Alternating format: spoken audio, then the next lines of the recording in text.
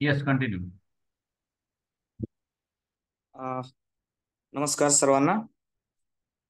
SRT university अंतर्गत जी होणारी पेट exam आहे त्या संदर्भाने आज आपण लोक प्रशासन पब्लिक ऍडमिनिस्ट्रेशन जी अगोदर झालेली पेट 2022 ची जी एक्झाम आहे त्या संदर्भाने आपण काही जी प्रिव्हियस क्वेश्चन्स आहेत त्यांचं या ठिकाणी आपण अनालिसिस करणार आहोत.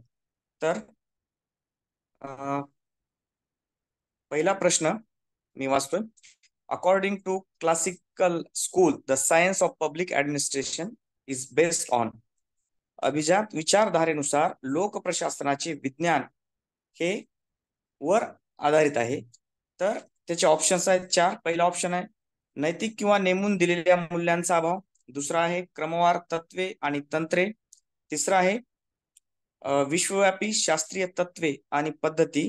आणि चौथा आहे अनुभवजन्य अचूक ज्ञान. तर अभिजात विचारधारेनुसार लोक प्रशासनाचे विज्ञान हे कशावर आधारित आहे? तर पब्लिक ऍडमिनिस्ट्रेशन जे अभिजात विचारधारा आहे, अभिजात विचारधारा म्हणजे जो जे काही नवीन प्रवाह आलेला आहे लोक प्रशासनामध्ये, तर तो लोक प्रशासनामध्ये तो नवीन आलेला प्रवाह तो कोणत्या बेसवर आहे किंवा कोणत्या मूल्यांवर आधारित आहे. तर हे आपल्याला चारही ऑप्शन पैकी त्याचं थोडस अनालिसिस करून याचं उत्तर शोधायचंय. तर पहिला ऑप्शन आहे नैतिक किंवा नेमून दिलेल्या मूल्यांचा अभाव. बी आहे क्रमवार तत्व आणि तंत्र. सी आहे विश्वव्यापी शास्त्रीय तत्व आणि पद्धती. आणि चौथा आहे अनुभवजन्य अचूक ज्ञान. तर या सर्वांचा जर विचार केला तर नैतिक किंवा नेमून दिलेल्या मूल्यांचा अभाव याच्यावर जर अभाव असेल तर लोक प्रशासनाचं विज्ञान त्यावर आधारित होईल का? होणार नाही. क्रमावर presence of codified principle and techniques म्हणजे काही क्रमवार तत्व आणि तत्वे आणि तंत्रे, त्याचबरोबर विश्वव्यापी शास्त्रीय तत्व आणि पद्धती, हे तिन्ही पण ऑप्शन होणार नाहीत. कारण आपल्याला जोपर्यंत नाही डी डी शेवटचं वाचतोय शेवटचं अनुभवजन्य अचूक अचूक ज्ञान हे ए आणि बी आणि डी हे तिन्ही पण होणार नाहीत. आणि जोपर्यंत आपल्याला विश्वव्यापी शास्त्रीय तत्व आणि पद्धती माहिती होणार नाहीत, ज्या काही जगामध्ये जे काही सायंटिफिक प्रिन्सिपल्स आहेत किंवा मेथड ऑफ युनिव्हर्सल्स आहेत, तर त्या माहिती होणार नाहीत. त्याच्यावर अभिजात विचारधारेनुसारच त्या लोक प्रशासनाचं विज्ञान त्यावर आधारित आहे. तर याचं ऑप्शन्स काय? सी. दुसरा आहे तटस्थता सनदी सेवकांना बनवते. सनदी सेवक म्हणजे कोण? जर जे IAS ऑफिसर्स असतात आणि प्रशासनामध्ये त्यांचा खूप मोठा रोल असतो प्रशासन करण्यामध्ये. आणि त्याच्यामध्ये तटस्थता, न्यूट्रॅलिटी एक सनदी सेवकांना बनवते. कोणत्या आधारावर बनवते? तर त्याचे ऑप्शन्स आहेत, मी वाचतोय. पहिलं ए निपक्षपाती. बी आहे उदासीन आणि अराजकीय. सी आहे अराजकीय. आणि डी आहे सकारात्मक कल असलेला. तर याच्यामध्ये तटस्थता सनदी सेवकांना तर आवश्यक असतेच, पण ती कशाद्वारे त्यांना प्राप्त होते? तर याचं उत्तर आहे उदासीन आणि अराजकीय.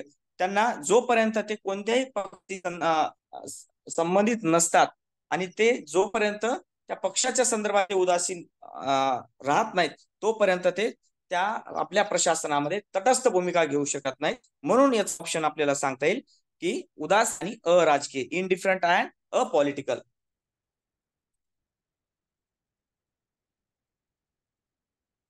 प्रश्न तिसरा आहे सार्वजनिक धोरण म्हणजे शासनाद्वारे एखादे काम करणे किंवा न करणे या संबंधीची निवड होय, अशी व्याख्या यांनी केली.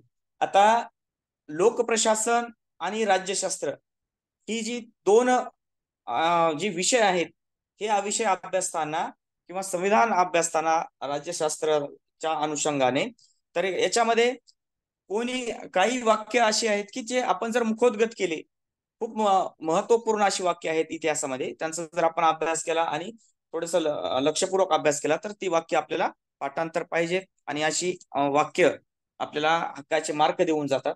थोड्याशा व्याख्या असतात किंवा कोणी असे म्हटले, लोकशाही संदर्भात असं वाक्य कोणी बोलले, अशी काही वाक्य असतात. ही वाक्य जर आपण पाठांतर केली तर ही अशी जी प्रश्न आहे ती आपल्याला हक्काची मार्क देऊन जातात. तर याचं उत्तर पाहू आपण. ऑप्शन ABCD चार आहेत. फर्स्ट ऑफ ए आहे कार्ल फेडरिक. बी आहे थॉमस डाय. सी आहे जेम्स एंडरसन. आणि डी आहे डॅनियल लर्नर.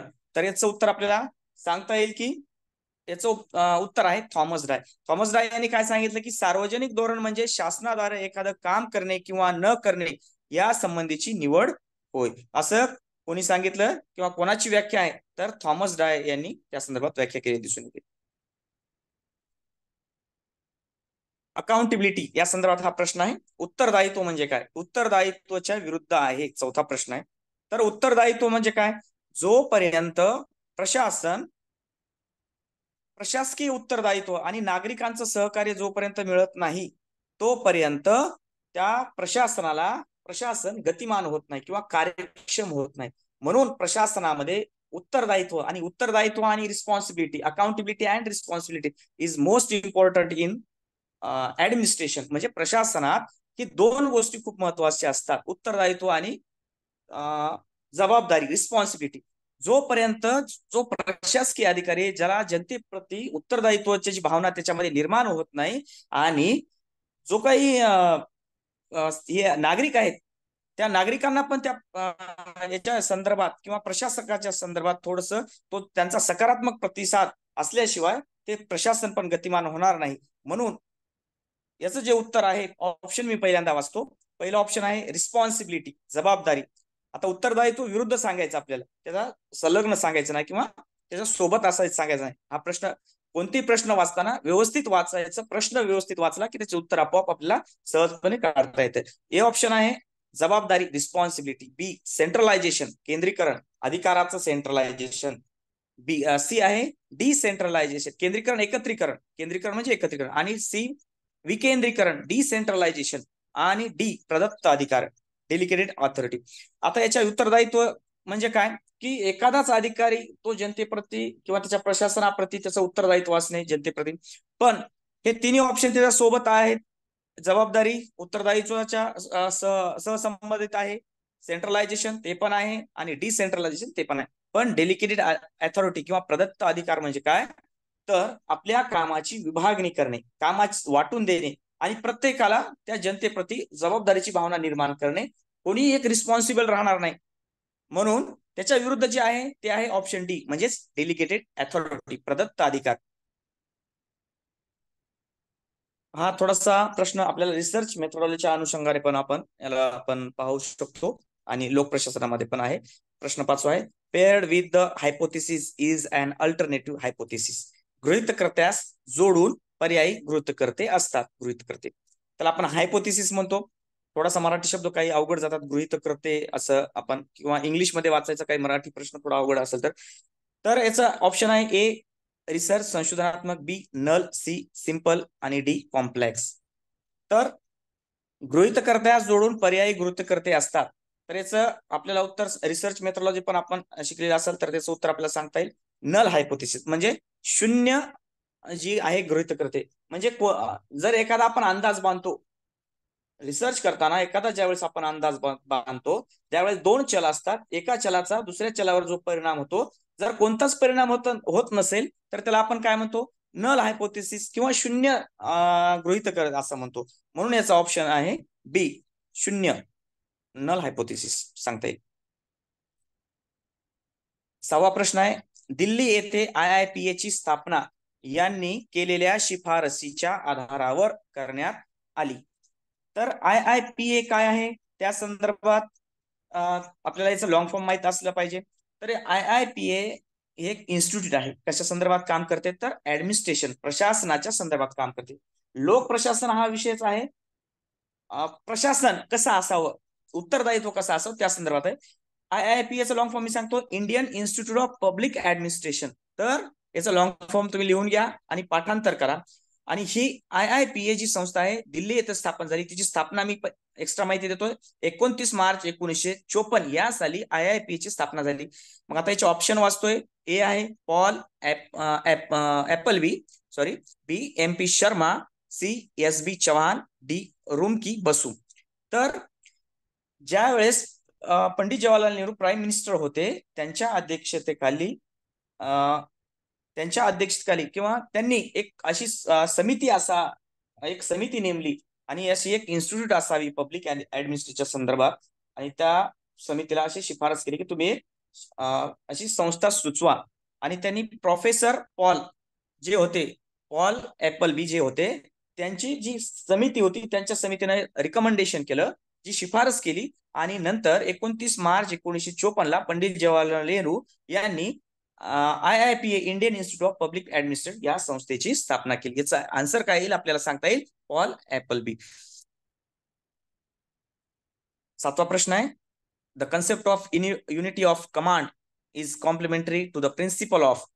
अजैक्य ही संकल्पना तत्वाशी पूरक आहे. तत्वाशी काय आहे तर पूरक कोणती. आता हा अजैक्य आपण जर मराठीमध्ये शब्द वाचला आता थोडासा अवघड वाटतो, पण आपण जर युनिटी ऑफ कमांड वाचला, आता कमांड म्हणजे काय, निर्देश देणे किंवा आदेश देणे, त्याला आपण कमांड म्हणतो किंवा कमांड असणे आपण असं म्हणतो. आणि युनिटी ऑफ कमांड, कमांडचा संच असं त्याला आपण म्हणू शकतो. आता अजैक्य हा थोडासा शब्द थोडासा अवघड जाईल.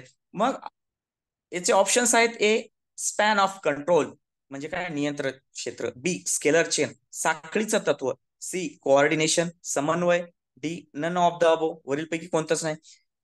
स्पॅन ऑफ कंट्रोल नियंत्रण कक्ष याचं नाही, तर साखळीचं तत्व हे त्याचं उत्तर आहे युनिटी ऑफ कमांडचं. त्याचं साखळीचं तत्व म्हणजे काय, तर ज्या वेळेस मॅनेजमेंट असतं कोणत्याही इन्स्टिट्यूटमध्ये, कोणते प्रायव्हेट असो किंवा गव्हर्नमेंट इन्स्टिट्यूट असो, जे त्याच्यामध्ये वर्कर्स असतात, काम करणारे लोक असतात, त्यामध्ये एक पद तयार केलेलं असतात. पर्यवेक्षण आपण म्हणतो, सुपरवायझर इंग्लिशमध्ये म्हणतो. सुपरविजनसाठी वेगवेगळे पद तयार केले जातात. फॉर एक्झाम्पल जर एज्युकेशनच्या बाबतीत घेतलं तर शिक्षकाच्या थोडस अपर जे पोस्ट आहे त्याला म्हणतो आपण केंद्रप्रमुख. केंद्रप्रमुखाची अपर पोस्ट आहे. शिक्षण विस्तार अधिकाऱ्याच्या वरची जी पोस्ट आहे गट शिक्षण अधिकारी. असे जे पोस्ट तयार केले जातात त्याच्यामध्ये वरच्या पातळीपासून ते खालच्या पातळीमध्ये काम करणारे जे सुपरविजनचे असतात त्यांच्यामध्ये संवाद, कम्युनिकेशन काय होणे, प्रभावीरित्या होण्यासाठी हे स्केलर ऑफ चेन, याला साखळीचं तत्व असणं गरजेचं आहे. म्हणून द युनिटी ऑफ कमांड ज्या तत्वाशी जर पूरक कोणतं असेल तर त्याला सांगता येईल ऑप्शन बी साखळीचं तत्व.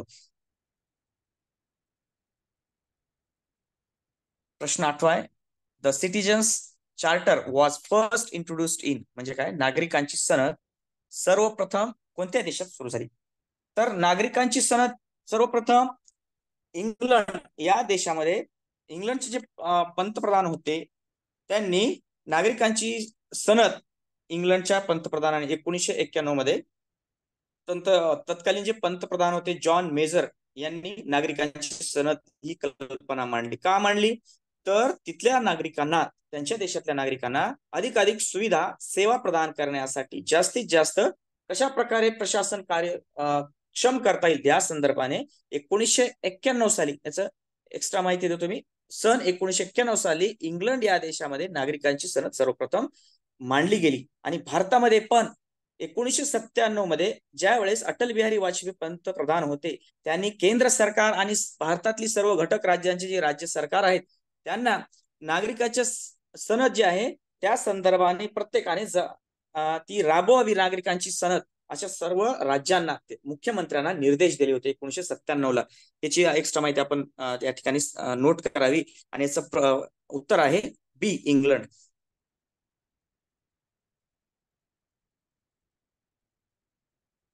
प्रश्न 9 आहे, is not the structure of disaster management म्हणजेच काय, आपत्ती व्यवस्थापना संदर्भात आहे.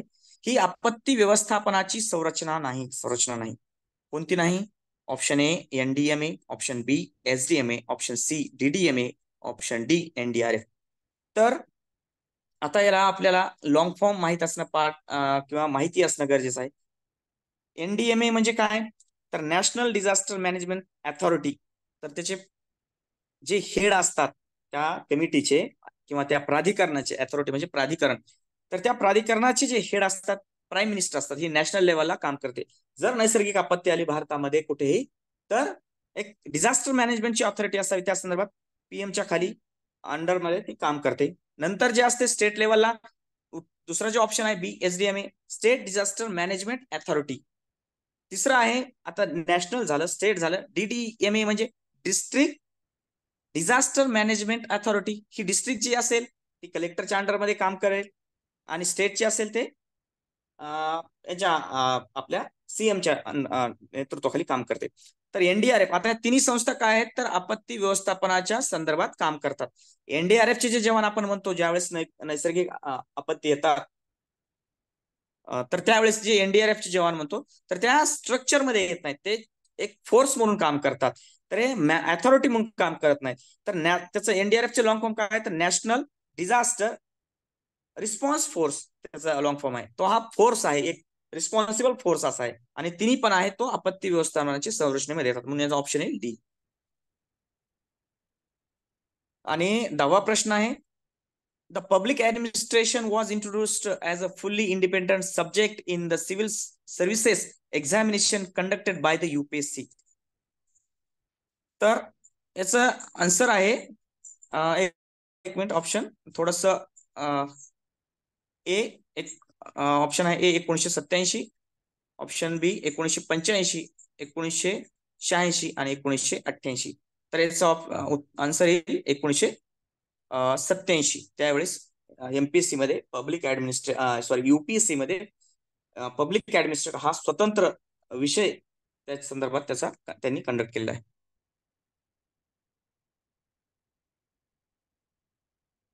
11वा प्रश्न आहे, the first hour of parliament in Indian is non as. याचा भारतात संसदेचा पहिला तास म्हणून ओळखला जातो. ए आहे 0 तास, बी आहे प्रश्नाचा तास, सी आहे स्थगितीचा तास आणि डी आहे प्रारंभाचा तास. आता प्रश्न, भारतात संसदेचा जो पहिला तास असतो तो असतो प्रश्नाचा तास. पण प्रश्नाचा तास कधी सुरू होतो तो पण आपल्याला माहिती असला पाहिजे. प्रश्नाचा तास सुरू होतो 11 ते 12, क्वेश्चन आवर आपण त्याला म्हणतो. आणि ज्या वेळेस संसदेचं कामकाज 11 पासून सुरू होतं, 10 पासून सुरू होतं, ज्यावेळेस खासदारांना एखादा सार्वजनिक महत्वाचा ज्यावेळेस तो मुद्दा वाटतो किंवा अतिशय महत्वपूर्ण एखादा मुद्दा वाटतो, त्यावेळेस ते 10 वाजेपूर्वीच त्या लोकसभेच्या सभापतींना किंवा राज्यसभेच्या अध्यक्षांना, लोकसभेच्या अध्यक्षांना किंवा राज्यसभेच्या सभापतींना तसं ते संदर्भात लेखी निर्देश देऊ शकतात की हा आम्हाला प्रश्न या संदर्भात विचारायचा आहे. त्यानंतर त्यांना त्यांच्या वेळेमध्ये क्वेश्चन आवर ज्यावेळेस सुरू होतो, म्हणजे 11 ते 12 या वेळेमध्ये हा क्वेश्चन आवर सुरू होतो आणि हा संसदेचा पहिला तास म्हणून ओळखला जातो. आणि क्वेश्चन आवरच्या नंतर जो सुरू होतो तो 0 आवर असतो, तो 12 ते 1 या दरम्यान तो सुरू होतो. आणि 0 आवर हा 30 मिनिटाचा असतो. प्रश्नोत्तराचा तास संपल्यानंतर हा 0 प्रहर सुरू होतो. म्हणून जो पहिला तास आहे तो आहे प्रश्नांचा तास, क्वेश्चन आवर. हा लक्षात ठेवायचा, तो कधीला सुरू होतो 11 ते 12 या दरम्यान सुरू होतो, 1 तास हा वेळ असतो. 12वा प्रश्न आहे, अभिजात सिद्धांताने या घटकाकडे दुर्लक्ष केले आहे. ए औपचारिक संरचना, बी व्यवस्थापकीय तंत्रे आणि सी अनौपचारिक नमुना, डी संघटनेची तत्वे. अभिजात सिद्धांत, आता वेगवेगळे सिद्धांत आहेत लोक प्रशासनामध्ये. व्यापार म्हणजे नवीन नव लोक प्रशासन आहे किंवा वेगवेगळे जे असे नवीन नवीन दृष्टिकोन निर्माण झालेत लोक प्रशासनामध्ये. तर त्या संदर्भामध्ये औपचारिक स्ट्रक्चर अभिजात सिद्धांताने या घटकाकडे, कोणत्या घटकाकडे दुर्लक्ष केले तर ते आपल्याला या ठिकाणी पाहिजे. अभिजात सिद्धांत, अभिजात वर्ग हा कसा असतो, हा बुद्धिजीवी वर्ग असतो आणि त्यांचा सिद्धांत हा बुद्धीच्या आधारावर किंवा वेगवेगळ्या तत्वांच्या आधारावर तो असलेला असतो. त्यांनी निश्चितच एक फॉर्मल स्ट्रक्चर केलेलं असतं लोक प्रशासनामध्ये. त्यांचं व्यवस्थापन किंवा मॅनेजमेंट पण, त्यांची तंत्रे पण एकदम सिस्टमॅटिक किंवा शास्त्रीय पद्धतीने त्यांनी दिलेले असतात त्या व्यवस्थापनाला.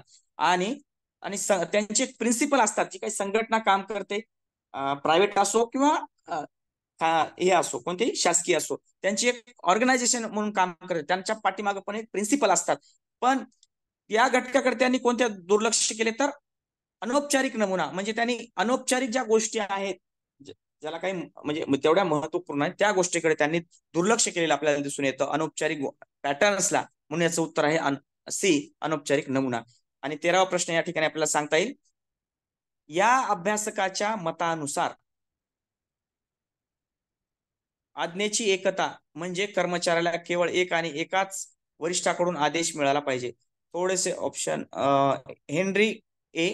हेनरी फेओल, बी फिफनर आणि प्रिस्ट, सी स्केलर आणि हॅडसन, डी वरीलपैकी नाही.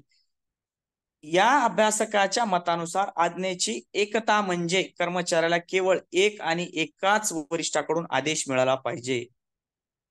म्हणजे यांनी कोणी सांगितलं तर हेनरी फेओल यांनी व्यवस्थापनाच्या संदर्भामध्ये आपल्याला 14 तत्वे सांगितलेले दिसून येतात. आधुनिक व्यवस्थापनाचं जनक जर कोणाला म्हटलं जातं तर ह्या जे तत्वज्ञ आहे हेनरी फेयोल याला आधुनिक व्यवस्थापनाचे जनक म्हटले जातात.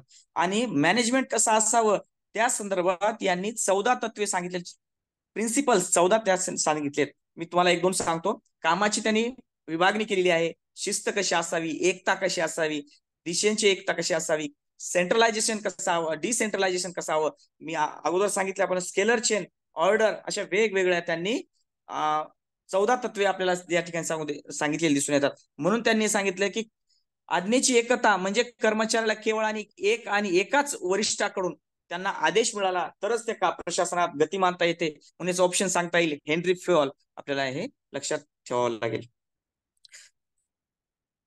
14वा प्रश्न आहे, फ्रेड डब्ल्यू रिग्स विश्लेषित प्रशासकीय संस्कृती संकल्पनेशी संबंधित नाही.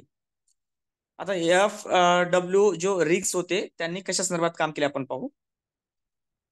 ए द आर्ट्स, बी ज्ञान व प्रकृष्टन, C biology as in a culture, D किंवा जीवशास्त्रीय संस्कृती, आणि डी सामायिक श्रद्धा आणि व्यवहार. तर एफ डब्ल्यू रिग्स यांनी त्यांचा जो सिद्धांत आहे किंवा जो दृष्टिकोन आहे त्यांनी व्यवस्थापन किंवा लोक प्रशासनामध्ये जीवशास्त्रीय संस्कृती आणली. जीवशास्त्राच्या संदर्भाने किंवा प्रशासनातली जे घटक आहेत त्यांना ज्या प्रकारे वनस्पतींना सूर्यप्रकाशाची, ऑक्सिजनची आवश्यकता असते, पानांना, फुलांना, त्याप्रमाणे प्रशासनामध्ये जर वेगवेगळे जे घटक आहेत त्यांना वेगवेगळ्या पद्धतीनं अशा प्रकारे त्यांना थोडंसं त्यांच्या वेगवेगळ्या भावना, त्यांच्या भावनिक दृष्टिकोनातून, पर्यावरणीय दृष्टिकोनातून, इकॉलॉजिकल अप्रोच नुसार जर त्यांच्याकडे पाहिलं तर प्रशासनात नक्कीच गतिमान होईल. या संदर्भाने त्यांनी एफ डब्ल्यू रिग्सचं कार्य आहे आपल्याला दिसून येते लोक प्रशासनाचा अभ्यास करताना. म्हणून याचं उत्तर आहे जीवशास्त्रीय संस्कृती. 15वा प्रश्न आहे SPPS या संदर्भात आहे. सामाजिक शास्त्रात उपयोगात आणल्या जाणाऱ्या SPSS चे पूर्ण रूप काय. लॉंग फॉर्म विचारलेला आहे SPPS. तर SPPS चा लॉंग फॉर्म आहे, याचे ऑप्शन्स मी अगोदर वाचतो. ए आहे सामाजिक शास्त्राकरता सांख्यिकीय पॅकेज, बी सामाजिक शास्त्राकरिता सांख्यिकीय प्रक्रिया, सी आहे सामाजिक शास्त्राकरता अपूर्व पॅकेज, डी आहे सामाजिक शास्त्राकरता पूल पॅकेज. तर याचा लॉंग फॉर्म पाठ करायचं आहे. आणि SPPS काय आहे तर SPPS हे जे एक सॉफ्टवेअर आहे, कशा संदर्भात सॉफ्टवेअर आहे तर एक सांख्यिकीय पॅकेज, एक स्टॅटिकल पॅकेजच्या संदर्भात सांख्यिकीय पॅकेज आहे आणि एक सॉफ्टवेअर आहे. याचं लॉंग फॉर्म काय सांगता येईल तर स्टॅटिकल पॅकेज फॉर सोशल सायन्सेस. याचं उत्तर आहे ए आणि ऑप्शन ए. प्रश्न 16वा, त्याचं भारतीय राज्यघटनेत मूलभूत कर्तव्य मध्ये दिलेली आहेत.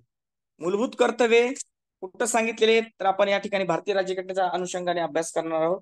तर भारतीय राज्यघटनेची मूलभूत कर्तव्य कुठे दिलेली आहेत आणि भारतीय राज्यघटनेमध्ये एकूण 22 भाग आणि 12 परिशिष्टे आहेत हे आपल्याला माहित असावं लागतं. त्या संदर्भाने याचा ऑप्शन आहे ए राज्यघटनेचा 4था भाग, बी राज्यघटनेचा 4था भाग अ, किंवा ऑप्शन सी राज्यघटनेचा भाग 3रा, आणि ऑप्शन डी राज्यघटनेचा भाग 3रा अ. तर राज्यघटनेमध्ये याचे ऑप्शन आहेत 4. तर त्या संदर्भात मी थोडं सांगतोय. राज्यघटनेचे एकूण 22 भाग आहेत, राज्यघटनेत 12 परिशिष्ट आहेत हे आपल्याला माहिती असावं. आणि भाग 3 मध्ये काय सांगितलं, कलम 12 ते 35 या संदर्भामध्ये भाग 3 मध्ये त्याचं वर्णन आहे किंवा त्याचे कलम आहेत. त्याच्यामध्ये काय सांगितलंय 12 ते 35 मध्ये मूलभूत अधिकार सांगितले. भाग 4 मध्ये काय सांगितलं आहे, कलम आहे भाग 4 मध्ये कलम 36 ते कलम 51 अंतर्गत मार्गदर्शक तत्वे सांगितलेत. आणि भाग 4 ए काय सांगितलं तर 51 अ हे मूलभूत कर्तव्य सांगितलेत व्यक्तीचे. तर याचं आन्सर सांगता येईल मूलभूत कर्तव्य आता सांगितलं सर बी भाग 4 ए. प्रशासनात प्रश्न 17वा, विकसित झालेला वर्तनात्मक दृष्टिकोनाच्या विरोधी आहे. कोणत्या दृष्टिकोनाच्या तो विरोधी आहे आपल्याला पाहायचा आहे, कोणत्या अप्रोचच्या अपोजिट आहे. तर ते आपल्याला पाहायचंय. ए संस्थात्मक व संरचनात्मक, बी हिस्टॉरिकल म्हणजे ऐतिहासिक, सी लीगल कायदेशीर, डी ऑर्गनायझेशनल संघटनात्मक.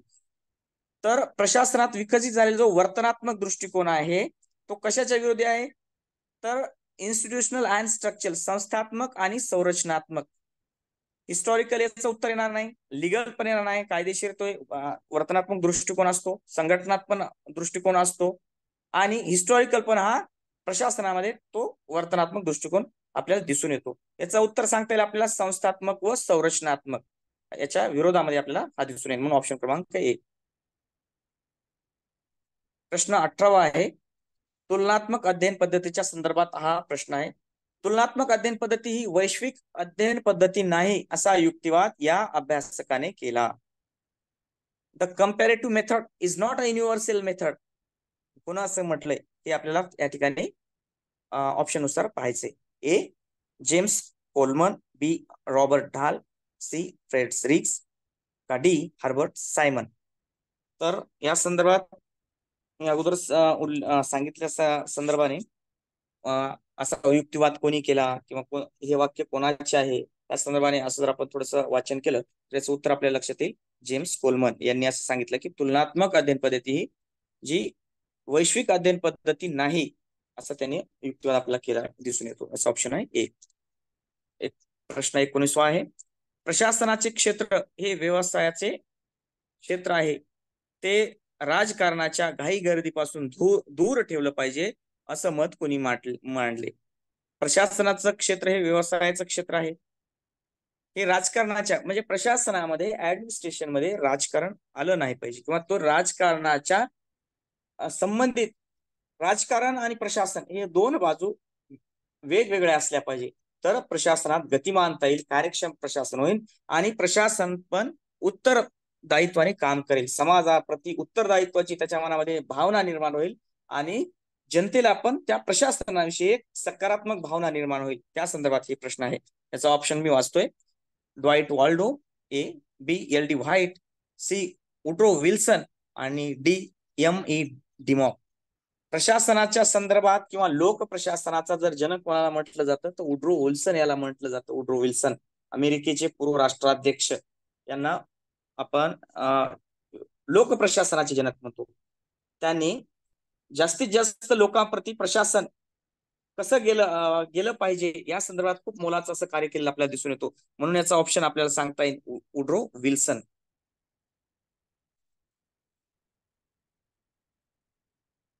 आंतरराष्ट्रीय संघटन ही संज्ञा सर्वप्रथम या अभ्यासकाने मांडली किंवा या अभ्यासकाने सर्वात प्रथम उपयोगात आणली.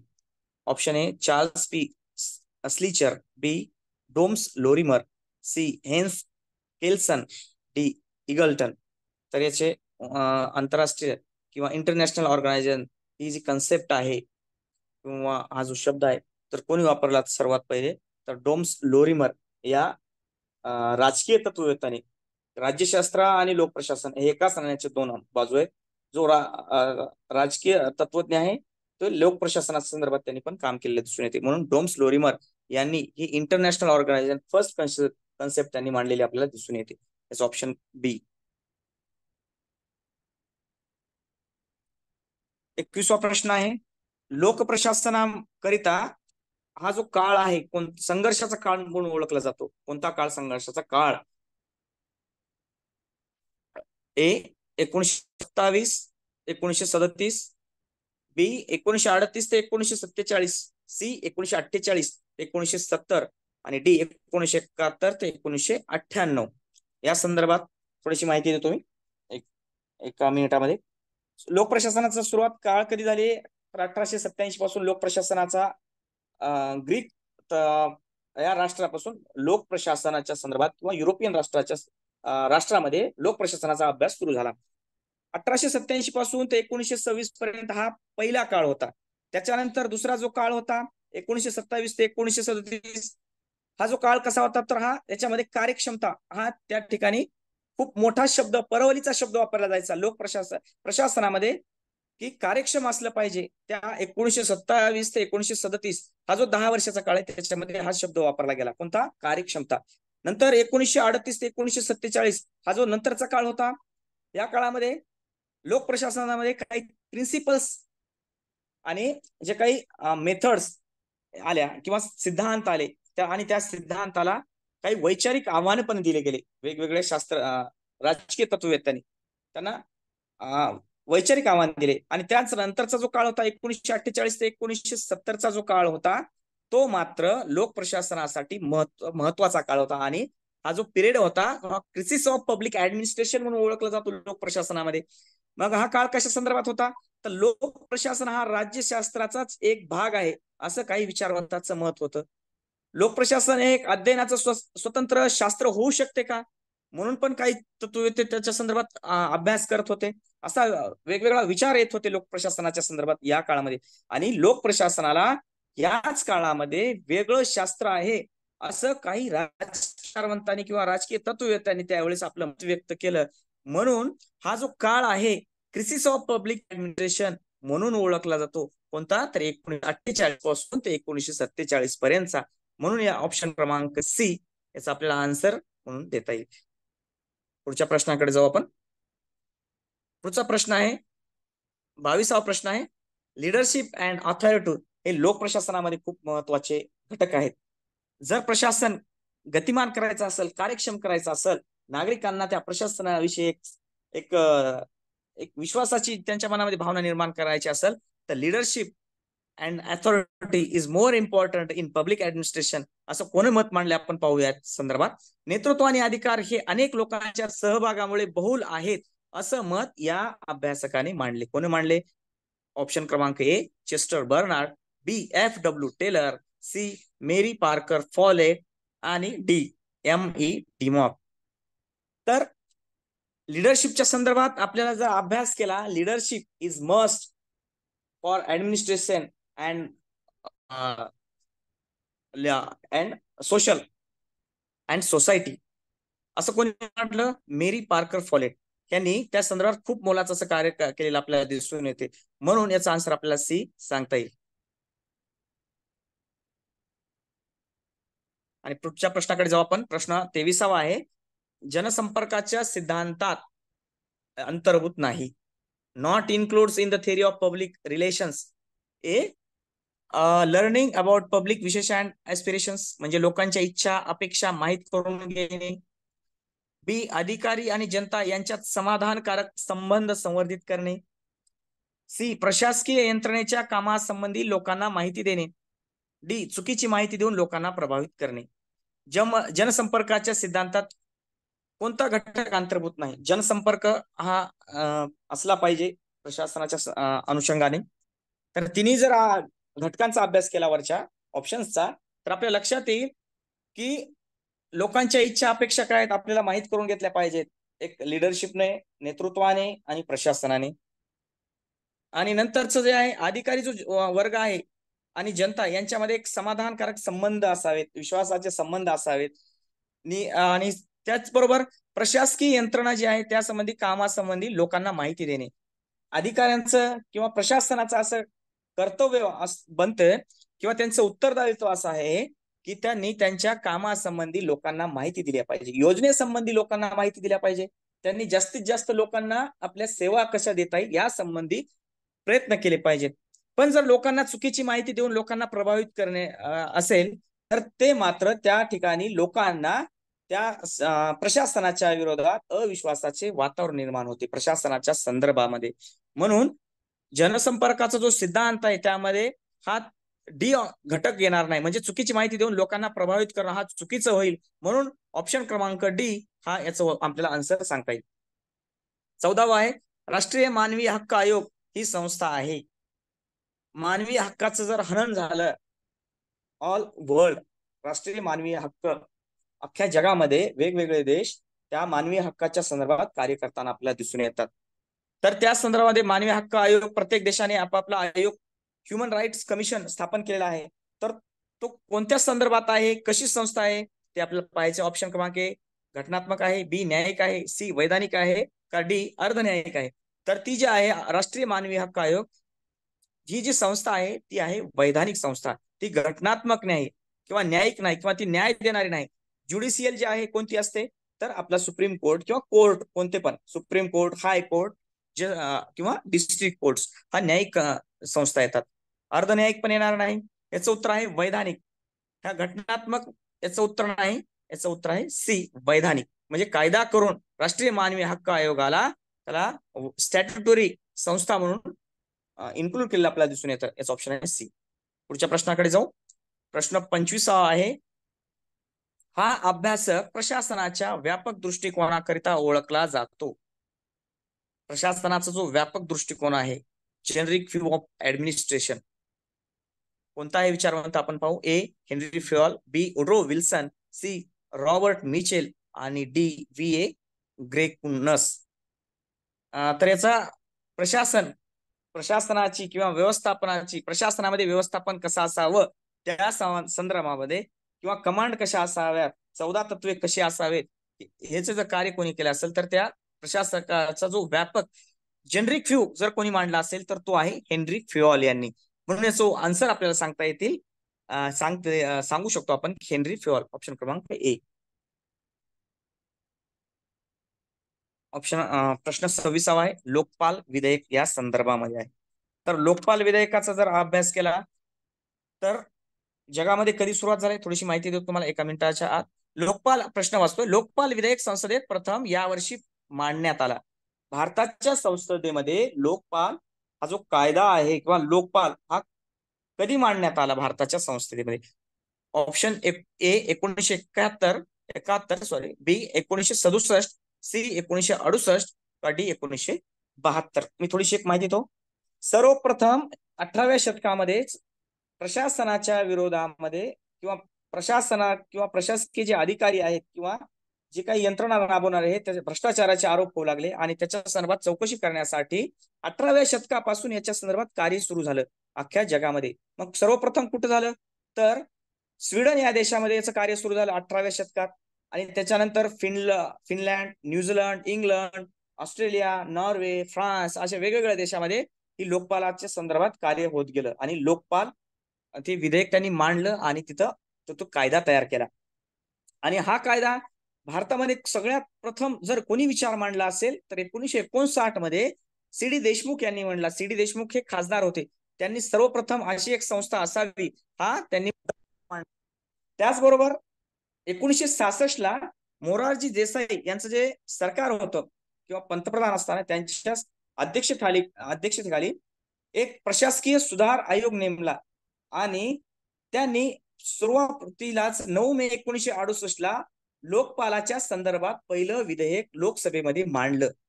कधी, 1968 ला लोकसभेत मांडलं, परंतु ते राज्यसभेत मात्र फेटाळलं गेलं.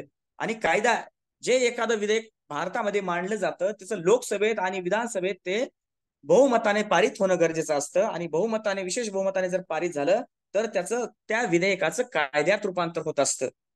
पण सभेने फेटाळल्यामुळं तिथं लोकपाल विधेयक किंवा लोकपाल हा कायदा अस्तित्वात आला नाही. नंतर 68च्या नंतर 11 ऑगस्ट 1971 रोजी भारत सरकारनं त्यावेळेस सुरुवातीला मांडण्याचा प्रयत्न केला, परंतु ते लोकसभेमध्येच फेटाळलं गेलं. सुरुवातीला ते मांडलं कधी, तर ऑप्शन क्रमांक याचं आपल्याला सांगता येईल की 1968. मी आता सांगितलं तसं लोकसभेत मांडलं, नंतर मांडलं, लोकसभेत मांडायचा प्रयत्न केला पण ते लोकसभेतच ते फेटाळलं गेलं. अशा प्रकारे हा लोकपालाचा इतिहास आपल्याला या ठिकाणी सांगता येईल. तर प्रश्न 27 आहे, कायम कार्यकारी यांचे राजीव गांधी यांच्याशी मतभेद झाले. कोणाशी मतभेद झाले, तर ऑप्शन क्रमांक ए एच.एम. पटेल, ऑप्शन क्रमांक बी एल.पी. सिंग, ऑप्शन क्रमांक सी बी.सी. गांगुली, ऑप्शन क्रमांक डी ए बी व्यंकटेश्वरन. तर राजीव गांधी यांच्याशी नेहमीच जे कार्यकारी मंडळ होते त्या कार्यकारी मंडळातील जे सदस्य होते किंवा सचिव होते, सदस्य म्हणण्यापेक्षा सचिव जे होते त्यांचं मतभेद होत गेले. तर ते कोणते आपण पाहू. एच एम पटेल यांच्याशी तर राजीव गांधी आणि यांचे मतभेद झालेले नाहीत आपल्याला दिसून येते अभ्यास ज्यावेळेस आपण इतिहासाचा करतो. एल.पी. सिंग यांचे पण मतभेद दिसून येत नाहीत. बी.सी. गांगुली यांच्याशी सुद्धा राजीव गांधी यांचे मतभेद नव्हते. पण ए बी व्यंकटेश्वरन हे 1986 ला परराष्ट्र सचिव म्हणून यांनी ज्यावेळेस सर्वात अगोदर म्हणजे कारभार हाती घेतला आणि सर्वात कार्यक्षम म्हणून यांची ओळख होती परराष्ट्र सचिव म्हणून, त्यांनी पदभार स्वीकारल्यानंतरच एका वर्षानं त्यांनी असं विधान केलं, ज्यावेळेस भारताने श्रीलंकेमध्ये जे शांतीदूत पाठवले होते आणि तिथं कारवाया केल्या होत्या शांतदूतने राजीव गांधी यांच्या नेतृत्वाखाली पंतप्रधान असताना, तर त्यांनी असं विधान केलं परराष्ट्र सचिव असताना की आपण जे भारताने जे श्रीलंकेमध्ये शांतीदूत पाठवले आहेत ही मोठी भारताची चूक होती असं विधान यांनी केलेलं होतं AB व्यंकटेश्वरनने. आणि त्यांनी लगेच प्रेस घेत असतानाच माझा लगेच आता मी माझा जो आहे राजीनामा मी आता त्यांना PMO कार्यालयाला पाठवलं असं त्यांनी विधान केलं. आणि नेहमीच त्यांचे राजीव गांधी यांच्याशी मतभेद झाले दिसून येतात, म्हणून ऑप्शन क्रमांक याचं आपल्याला सांगता येईल डी, AB व्यंकटेश्वरन. 28वा प्रश्न आहे, यांनी पॅरिस शांतता परिषद 14 कलमांसह राष्ट्रसंघाच्या निर्मितीची कल्पना मांडली. लीग ऑफ नेशन राष्ट्रसंघाची निर्मितीची कल्पना कोणी मांडली ह्या संदर्भात प्रश्न आहे. A. Woodrow Wilson, B. टोलेरा, C. Frederick William, D. Francis First. पॅरिस शांतता परिषद पहिल्या युद्धाच्या पहिलं जे युद्ध होतं त्या युद्धाच्या समाप्तीनंतर 1919 आणि 1920 ला ज्यावेळेस शांतता परिषद ची बैठक झाली त्यावेळेस ब्रिटनचे लॉयड जॉर्ज होते, इटलीचे विक्टोरिया होते, फ्रान्सचे जॉर्जस क्लेंडोसो होते आणि US म्हणजे अमेरिकेचे वुड्रो विल्सन यांनी काय केलं, पॅरिस येथे शांतता परिषद आपल्याला घेतलेली दिसून येते. आणि त्या शांतता परिषदचं महत्वाचं जर एम असेल काय असेल तर लीग ऑफ नेशन ची निर्मिती करणे म्हणजेच राष्ट्रसंघाची निर्मिती करणे. म्हणजे याचा आन्सर सांगता येईल आपल्याला A. Woodrow Wilson.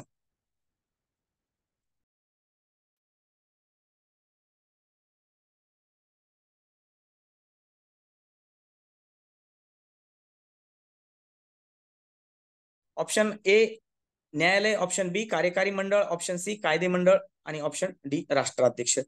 राज्यशास्त्र आणि लोक प्रशासन या विषयाच्या संदर्भाने हा प्रश्न आहे. तर ऑप्शन C कायदे मंडळ हे लोकशाहीमध्ये प्रशासनाची जी ध्येय धोरणे आहेत हे आपल्याला वेगवेगळ्या पॉलिसीज राबवताना दिसतात. कायदे मंडळ हे याचा ऑप्शन सांगता येईल आपल्याला C.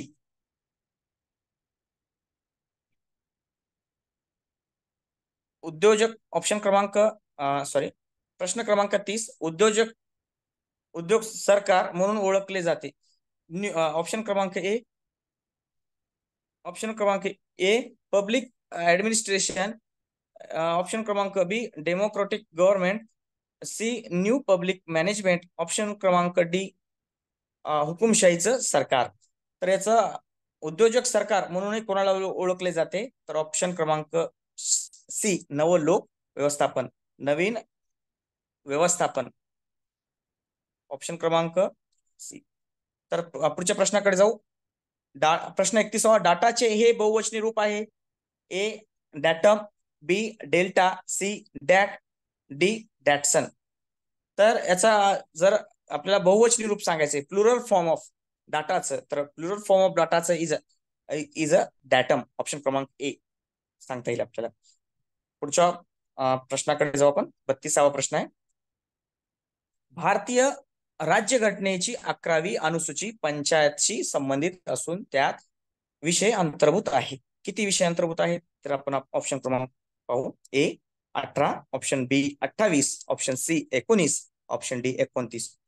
पंचायत राज ज्यावेळेस राज्यघटना तयार केली गेली राज्यघटनेमध्ये पंचायत राज संदर्भात असं विशिष्ट भाग किंवा कलम त्या संदर्भात नव्हते. तर 11वी अनुसूची जोडली 1992 ला 73वी घटना दुरुस्ती करून ही 11वी अनुसूची जोडण्यात आली. त्यामध्ये 29 विषयांचा अंतर्भूत केलेला दिसून येतोय. आणि हा 29 जे विषय होते ते कशा संदर्भात होते तर पंचायत राज म्हणजे ग्रामीण व्यवस्थेच्या संदर्भामध्ये जे स्थानिक स्वराज्य संस्था आहेत, ग्राम स्तरावर जी ग्रामपंचायत आहे त्या संदर्भामध्ये जे तालुका पातळीवर पंचायत समिती आहे, जिल्हा पातळीवर जिल्हा परिषद आहे, असे जे ग्राम स्तर आहे किंवा ग्रामीण पासून ते जिल्हा पातळीपर्यंत जे काम करणारे जे पंचायत राज आहे त्या संदर्भामध्ये 1992 ला 11वी अनुसूची जोडली आणि त्यामध्ये 29 प्रश्न किंवा 29 विषय त्यामध्ये इन्क्लूड करण्यात आले. जसे की पंचायतचे अधिकार, त्यांची रचना कशी असावी, ग्रामीण विकासच्या संदर्भात, गरिबी निर्मूलनाच्या संदर्भात, आणि वेगवेगळे असे विषय त्यात अंतर्भूत केले, याचा ऑप्शन सांगता येईल डी 29. पुढचा प्रश्न घेऊ. दृष्टिकोन हा लोकप्रशासनाच्या अभ्यासाचा सर्वात जुना दृष्टिकोन आहे. Which approach is the oldest approach of the study of public administration. Old approach सांगायचा पब्लिक ऍडमिनिस्ट्रेशनच्या संदर्भामध्ये. Option A historical, option be legal कायदेशीर, सी तत्वज्ञान विषयक आणि डी इकॉलॉजिकल. ऐतिहासिक हिस्टॉरिकल नंतरच्या अप्रोच हा नंतरचा विकसित होत गेला लोक प्रशासनामध्ये. कायदेशीर हा तर खूप अलीकडच्या काळामध्ये हा लोक प्रशासनाच्या संदर्भात 1900 पासून 1900 शतकापासून हा विकसित झाला. पण जो फिलॉसॉफिकल जो अप्रोच होता तत्वज्ञान विषयक हा मात्र ओल्ड अप्रोच आहे. प्रिन्सिपल्स, तत्वज्ञान म्हणजे काय तर प्रिन्सिपल कोणत्याही गोष्टीच्या किंवा कोणत्याही प्रशासना जे असावं त्याच्या पाठीमागे काहीतरी प्रिन्सिपल्स असावेत, या संदर्भाने याचा हा प्रश्न आहे. याचा ऑप्शन सांगता येईल सी तत्वज्ञान विषयक. 34वा प्रश्न आहे. निर्णय क्रियान्वित करण्याची स्थिती येण्यापूर्वीच निर्णय निर्धारित करण्याच्या प्रक्रियेला म्हणतात.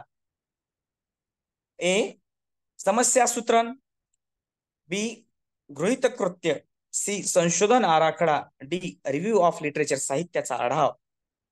तर ज्या वेळेस आपला निर्णय किंवा the process of making decisions before the situation areas in which the decisions is to the carried out, याचा आपल्याला सांगता येईल संशोधन आराखडा. कोणताही निर्णय घेण्यापूर्वी आपण तो काय करत असतो तर त्याचा एक स्ट्रक्चर तयार करतो, आराखडा तयार करतो आणि त्या स्ट्रक्चर्स मध्ये रिसर्च डिझाईन मध्ये संशोधन आराखड्यामध्ये वेगवेगळे रिसर्चच्या संदर्भाने एम्स असतात, ऑब्जेक्टिव्ह असतात, हायपोथेसिस त्याचे आपण इन्क्लूड केलेले असतात आणि आपल्याला कोणत्या संदर्भाने रिसर्च करायचंय किंवा आपला निर्णय योग्य आहे की अयोग्य आहे या संदर्भाने आपण ज्यावेळेस काम करत असतो त्याचा सगळा जो डाटा आहे तो डिझाईन केला जातो आणि तो डाटा रिसर्च डिझाईन म्हणून ओळखला जातो. त्याचा ऑप्शन आपल्याला आन्सर सांगता येईल ऑप्शन क्रमांक सी. क्वेश्चन नंबर 35वा प्रश्न 35वा असा आहे. पंचायत राज या संदर्भात आहे. भारतात पंचायत राज दिवस म्हणून कोणता दिवस साजरा केला जातो किंवा कोणत्या दिवशी पंचायत राजचा दिवस साजरा केला जातो.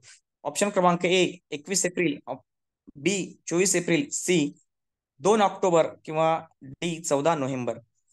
तर 21 एप्रिलला मी सांग त्या संदर्भाने 21 एप्रिल या दिवशी नागरी सेवा दिन म्हणून हा दिवस आपण भारतामध्ये त्या दिवसाचा उल्लेख केलेला आपल्याला दिसून येते, आढळून येतो. 24 एप्रिल आहे पंचायत राज दिवस. डॉक्टर मनमोहन सिंग ज्यावेळेस पंतप्रधान होते त्यांच्या कार्यकाळामध्ये 24 एप्रिल या दिवशी पंचायत राज दिवस म्हणून तो दिवस साजरा करण्यात येऊ लागला. 2 ऑक्टोबरला आपण महात्मा गांधी यांची जयंती साजरी करतो. 14 नोव्हेंबर हा दिवस बालदिन म्हणून साजरा करतो. 24 एप्रिल हा दिवस पंचायत राज म्हणून आपण साजरा करतो. याचा ऑप्शन आहे बी, ऑप्शन क्रमांक बी. पुढच्या प्रश्नाकडे जाऊ आपण. 36वा प्रश्न नैतिकता या संदर्भाने आहे. मोरल इज अ कन्सेप्ट, नैतिकता ही संकल्पना आहे. नैतिकता हा जो विषय आहे मोरॅलिटी हा खूप व्यापक दृष्टिकोनातून याच्याकडे आपण त्या संदर्भामध्ये वेगवेगळ्या विषयाच्या अनुषंगाने याच्याकडे पाहिले जाते. नैतिकता तत्वज्ञानामध्ये किंवा राज्यशास्त्रामध्ये किंवा लोकप्रशासनामध्ये त्या नैतिकतेला खूप महत्वाचं आहे आणि माणसा ज्या जीवनामध्ये नैतिकता किंवा नैतिक मूल्य किती आवश्यक आहे जीवन जगताना या संदर्भामध्ये प्रश्न आहे. ऑप्शन क्रमांक ए मूर्त, ऑप्शन क्रमांक बी अमूर्त, ऑप्शन क्रमांक सी आंतरिक आग्रह, ऑप्शन क्रमांक डी उत्साह. तर ही जी नैतिकता आहे किंवा नैतिक मूल्य आहेत हे आपल्याला डोळ्यांना दिसत नाहीत. ही अमूर्त संकल्पना आहे. ही कशी आहे? न दिसणारी संकल्पना आहे, कन्सेप्ट आहे. फक्त ही संकल्पना किंवा ही जी मूल्य आहे ती अंगीकारायची असतात. म्हणून याचा ऑप्शन क्रमांक आन्सर सांगता येईल किंवा उत्तर देता येईल बी अमूर्त. त्या प्रश्नाकडे जाऊ आपण. 37वा प्रश्न आहे.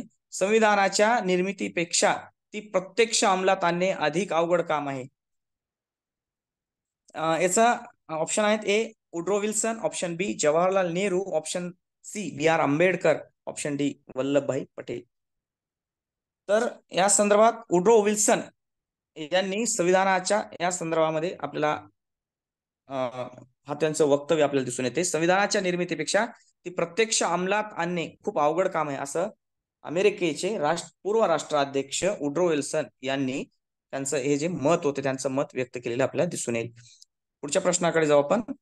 38वा प्रश्न आहे, भारतात नवीन आर्थिक धोरण कधी सुरू झाले? ए 1990, ऑप्शन बी 1991, ऑप्शन सी 1992, ऑप्शन डी 1989. तर जागतिकीकरणाचे वारे भारतामध्ये पी.व्ही. नरसिंहराव यांचं ज्यावेळेस सरकार होतं पंतप्रधान असताना, त्यावेळेस 1991 मध्येच जागतिकीकरणाचे वारे वाहू लागले आणि भारतामध्ये न्यू इकॉनॉमिक पॉलिसी लॉन्च केली. त्यालाच आपण भारतामध्ये नवीन आर्थिक धोरण आपण असं त्या संदर्भात उल्लेख केलेला दिसून येते. याचा ऑप्शन क्रमांक बी 1991. पुढचा प्रश्न आहे 39वा. F.W. रिग्स यांनी लोक प्रशासनाच्या अभ्यासाचा हा प्रवाह नाही असं सूचित केले. हा प्रश्न व्यवस्थित वाचला की कोणताही प्रश्न व्यवस्थित हा प्रवाह आहे किंवा नाही हा प्रश्न आपल्याला चकवा देत असतो. त्या संदर्भात प्रश्न व्यवस्थित वाचणे खूप महत्वाचे असते कोणतीही एक्झाम देताना. ए औपचारिक अभ्यासातील बदल, ऑप्शन बी वैचारिक अभ्यासातील बदल, सी अपर्यावरणीय अभ्यासातील बदल, डी पर्यावरणीय अभ्यासातील बदल. F.W. रिग्स यांनी इकॉलॉजिकल अप्रोच लोक प्रशासनामध्ये आणलेला आपल्याला दिसून येतो आणि हा प्रवाह नाही लोक प्रशासनाचा असं त्यांनी सूचित केलंय. तर ऑप्शन क्रमांक डी पर्यावरणीय अभ्यासातील बदल हा त्यांनी सांगितलेला आपल्याला या ठिकाणी दिसून येतो. ऑप्शन क्रमांक डी. प्रश्न 40वा आहे, हे आपत्तीच्या तांत्रिक दृष्टिकोना अंतर्गत येत नाही. ए ज्वालामुखी शास्त्र, बी भूकंपशास्त्र, सी भू आकृती विज्ञान, डी भूगोल. आपत्तीच्या तांत्रिक दृष्टिकोना अंतर्गत येत नाही. तांत्रिक दृष्टिकोन जर विचार केला तर तांत्रिक दृष्टिकोन म्हणजे त्याच्यामध्ये काम करणारे जे इन्स्टिट्यूट आहे किंवा ऑर्गनायझेशन आहे. जसं आपण अगोदरच्या क्वेश्चन मध्ये पाहिलं की जसं की NDMA, SDMA, DDMA, NDMA याचा एक स्ट्रक्चर आहे. नॅशनल डिझास्टर मॅनेजमेंट अथॉरिटी अशा ज्या अथॉरिटी आहेत त्या संदर्भात आहे. तर हे आपत्तीच्या तांत्रिक दृष्टिकोनाअंतर्गत काय येत नाही तर हा विषय येत नाही भूगोल. कारण भूगोलामध्ये पूर्ण पृथ्वीच्या संदर्भामध्ये अभ्यास केला जातो. प्राकृतिक भूगोल आहे, राजकीय भूगोल आहे, त्या संदर्भात अभ्यास केला जातो. पण त्याचं स्ट्रक्चर वेगवेगळ्या इन्स्टिट्यूटचं याच्यामध्ये अंतर्गत सांगितलेलं नाही. याचा ऑप्शन क्रमांक डी भूगोल. यशदाच्या संदर्भाने हा प्रश्न आहे. यशदा ही महाराष्ट्रातील सर्वोच्च संस्था आहे. ए भरती, बी प्रशिक्षण, सी खाजगी की डी जाहिरात. यशदा ही संस्था 1964 ला स्थापन झाली होती मुंबई येथे. पण त्यावेळेस ही संस्था एक महाविद्यालय या किंवा कॉलेजच्या नावाने त्यावेळेस ही संस्था कार्य करत होती. महाविद्यालय त्यावेळेस ते होतं आणि 1990 ला त्या संस्थेचं नाव यशवंतराव चव्हाण महाराष्ट्र प्रशिक्षण प्रबोधनी असे या संस्थेचं नामांतरित करण्यात आलं 1990 ला. या संस्थेचं काय काम आहे तर ट्रेनिंग देणं, वेगवेगळे अधिकारी प्रशासनात काम करणारे जे अधिकारी आहेत त्यांना प्रशिक्षण देणं. जे MPSCतून राज्यसेवेतून जे अधिकारी होऊन जातात अधिकारी पदापासून ते तहसीलदारापर्यंत, त्याचबरोबर याचे CO जे आहेत नगरपालिकेचे मुख्याधिकारी त्यांच्यापर्यंत, नायब तहसीलदारापर्यंत जे अधिकारी आहेत त्यांना प्रशिक्षण देण्याचं कार्य संस्था करते. म्हणून ही सर्वोच्च संस्था प्रशिक्षणाच्या संदर्भातली आहे. ऑप्शन क्रमांक 42वा प्रश्न आहे, हे माहिती अधिकाराची सुरुवात करणारे जगातील पहिलं राष्ट्र आहे. माहिती अधिकारच्या संदर्भात प्रश्न आहे. ऑप्शन क्रमांक ए ब्रिटन, बी सी स्वीडन आणि डी भारत. तर या संदर्भात थोडस एक तुम्हाला इतिहास सांगतो. राईट टू इन्फॉर्मेशन 1766 पासून जगामध्ये हा अस्तित्वात आहे राईट टू इन्फॉर्मेशन. आणि आपल्या भारतात तो कधी आला तर 2005 ला आला. तर मग 1766 ला स्वीडन या देशाने माहिती अधिकाराची सुरुवात जगामध्ये पहिल्यांदा केली. पहिलं राष्ट्र ठरलं माहिती अधिकार सुरू करणार. त्याच्यानंतर US ने केली 1966 ला, नॉर्वेने केली 1970 मध्ये, फ्रान्स आणि नेदरलँड 1978 मध्ये त्यांनी केली. त्याच्यानंतर Australia, New Zealand, Canada, France, Denmark असे वेगवेगळ्या राष्ट्रांनी त्या माहिती अधिकार त्यांनी अस्तित्वात आणलं, कायदा अस्तित्वात आणला. पण 1766 मध्येच स्वीडन या देशामध्ये जगात सर्वप्रथम या राईट टू इन्फॉर्मेशन कायदा आणलेला आपल्याला दिसून येते. आणि भारतामध्ये ही जी चळवळ झाली माहितीच्या अधिकाराची ती कधी झाली, तर ज्या अरुणा रॉय एक सामाजिक कार्यकर्त्या होत्या, त्यांनी हा वेगवेगळ्या चळवळी किंवा आंदोलने करून त्या संदर्भामध्ये राईट टू इन्फॉर्मेशन आणण्याचा प्रयत्न केला. आणि भारतामध्ये 2005 मध्ये ज्यावेळेस 14वी लोकसभा अस्तित्वात होती, त्या 14व्या लोकसभेमध्ये भारतामध्ये माहितीचा अधिकार आलेला दिसून येतोय. पण जगामध्ये मात्र याचं उत्तर आहे सी, ऑप्शन क्रमांक सी. 43वा प्रश्न आहे, गृहीतकर्त्याची सुस्पष्ट मांडणी करण्या इतपत संशोधन साहित्य उपलब्ध नसलेल्या अध्ययन क्षेत्राशी अध्ययन पद्धती संबंधित आहे. ए वर्णनात्मक, बी प्रयोगात्मक, सी अन्वेषणात्मक आणि डी निदानात्मक. हा जो प्रश्न आहे आपण रिसर्च मेथोडॉलॉजी याच्यामध्ये पण हा आपण प्रश्न अभ्यासलेला आहे. याचं उत्तर येईल अन्वेषणात्मक, सी, ऑप्शन क्रमांक सी. पुढचा प्रश्न आहे 44वा, ग्रेप विन कम्युनिकेशन संसूचना करिता उपयोगात आणले जाते. कशाकरिता उपयोगात आणले? A formal, B informal, C लिखित आणि डी अधोगामी.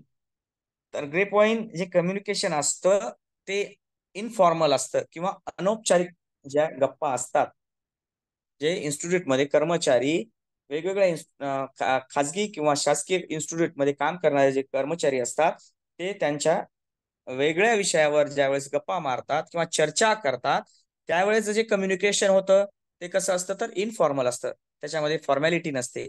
म्हणून याचं उत्तर आपल्याला सांगता येईल की बी अनौपचारिक, इनफॉर्मल. पुढचा प्रश्न आहे 45वा, जिल्हाधिकाऱ्यांचे कार्यालय यांच्याकडून निर्माण करण्यात आले. हा प्रश्न एमपीएससी मध्ये राज्यसेवेमध्ये खूप वेळेस विचारण्यात आलेला आहे. आणि इतिहासाच्या अनुषंगाने हा प्रश्न आहे. इतिहास, राज्यशास्त्र, लोकप्रशासन हे विषय एमपीएससी मध्ये राज्यसेवेच्या अनुषंगाने खूप महत्वपूर्ण विषय आपल्याला दिसून येतात. तर याचे ऑप्शन्स आहे ए रॉबर्ट क्लाइव्ह, बी लॉर्ड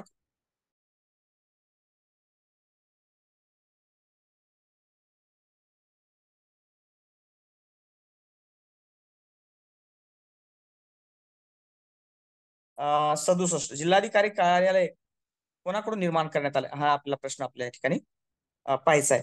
1767 ते 1765 ते 1767 मध्ये गव्हर्नर म्हणून रॉबर्ट क्लाइव्ह यांनी काय पद्धती आणली, तर दुहेरी शासन व्यवस्था यांनी त्यावेळेस निर्माण केली. त्याच्यानंतर वॉरन हेस्टिंग्स यांनी 1772 पासून ते 1785 पर्यंत हा पहिला गव्हर्नर जनरल होता. त्यांनी वेगवेगळ्या सुधारणा केल्या, भूमिकर वगैरे सर्व अशा सुधारणा केल्या. तसा लॉर्ड कॉर्नवालिस यांनी काय केलं, तर एक कायमधारा पद्धती आणली. आणि लॉर्ड वेलस्ली यांनी तैनाती फौजेचा आपल्याला स्वीकार केलेला दिसून येतं. आणि याचं कलेक्टर जे आहे, कलेक्टरचं कार्यालय एक जिल्हा लेवलला असावं, या संदर्भात लॉर्ड वॉरन हेस्टिंग्स यांनी आपलं कार्य केल्याचं दिसून येतं. म्हणून ऑप्शन क्रमांक सी, लॉर्ड वॉरन हेस्टिंग्स.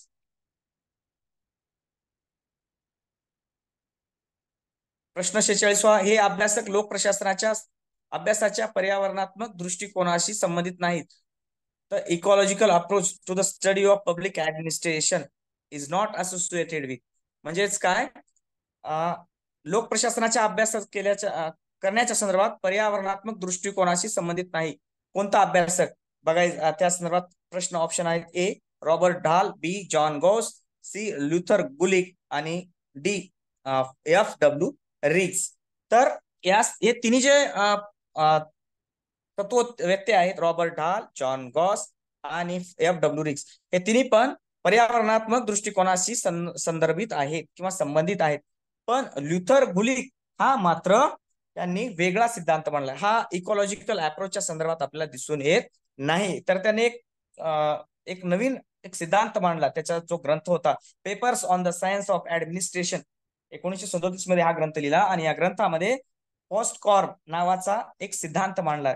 त्याचा POSDCORB पॉस्टकॉर्न नावाचा सिद्धांत होता. P for planning, O for organization, S for staff and D for directions, C for coordination, O for organization, R for reporting and B for budget. अशा संदर्भात त्यांनी त्या Luther गुलिकनं सिद्धांत मांडलेला दिसून येतो.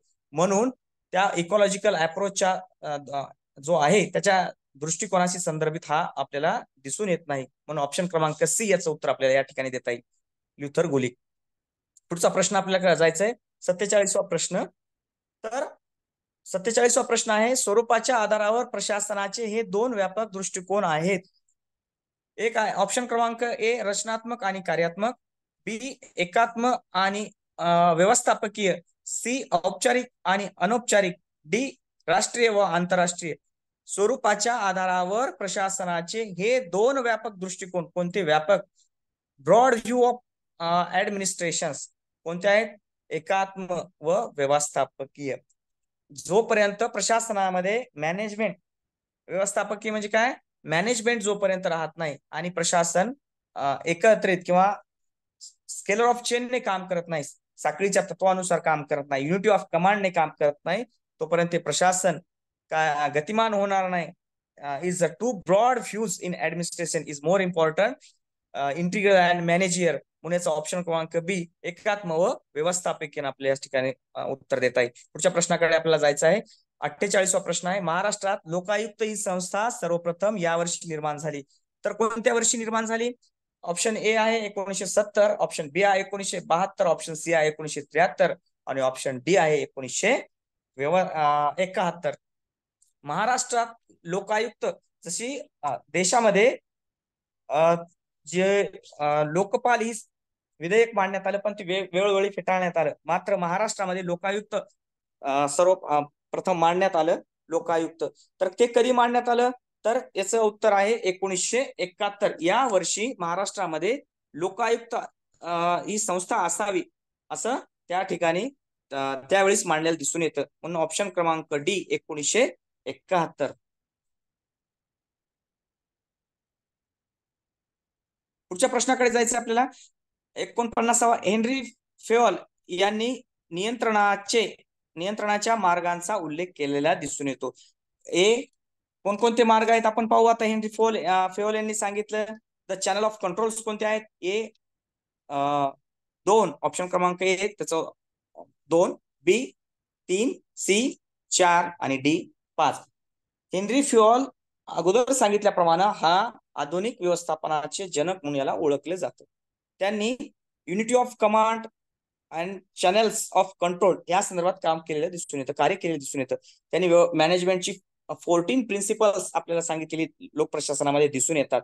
कामाची विभागणी असेल, शिस्त असेल किंवा कोणती पण त्या संदर्भात दिसून येतात. मग त्यांनी 5 जी तत्व आहेत किंवा मार्ग आहेत चॅनल ऑफ कंट्रोल, त्याचं उत्तर आपल्याला सांगता येईल 5. पण ती कोणकोणती आहेत मी याच ठिकाणी थोडी एक्स्ट्रा माहिती देतो.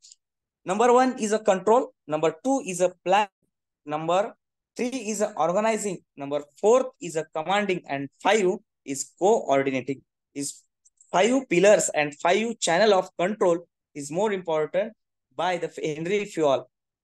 याचं उत्तर सांगता येईल आपल्याला डी 5.